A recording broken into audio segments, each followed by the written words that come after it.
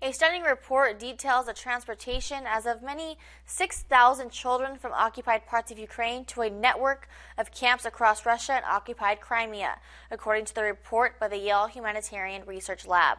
Some kids have been given weapon training, many have undergone forms of re-education, and others were sent to foster families in Russia or put for Russian adoption.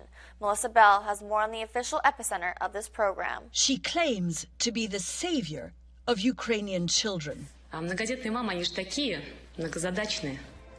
Demure, devout and devoted, she says, to welcoming orphaned or abandoned children of war to the motherland.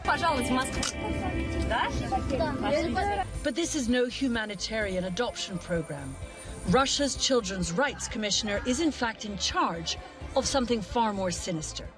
According to both the American and European governments and a new report by Yale University, thousands of Ukrainian children have been forcibly deported to Russia. Although Moscow denies it's doing this against their will, some have been taken thousands of miles and several time zones away from Ukraine. Maria Lvova-Belova is basically the point person at the Kremlin level for this entire program. And so these children are essentially being held hostage? Yes. The woman in charge is herself a 38-year-old mother of at least 10, including 5 adopted children. And her work takes her all the way into the occupied territories. This time, we came to Mariupol itself. We will do everything for the children and teenagers who are here. From Lvova-Belova's Telegram channel to Russian propaganda videos, the deportations are no secret, yet the children are totally beyond the reach of either their families or Ukrainian authorities. Some of those children are really small. We see on the propaganda video of Russian that, 6 months, 4 years. Those children just do not remember where they're from, who are their parents. And once across the border, there is no contact anyway. Some are adopted by Russian families, others are taken to what are billed as summer camps. In fact, re-education centers aimed at turning Ukrainian children into Russian citizens.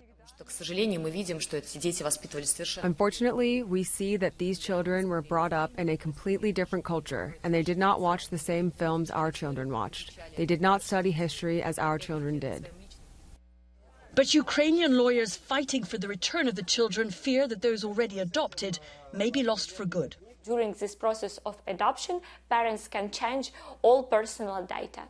Names, surnames, date of birth, and we think that some children were transferred to Russia without documents.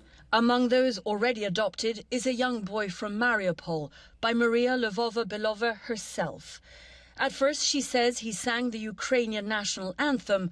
Now, he's a good boy, as she told Vladimir Putin himself this week. Did you adopt a child from Mariupol yourself?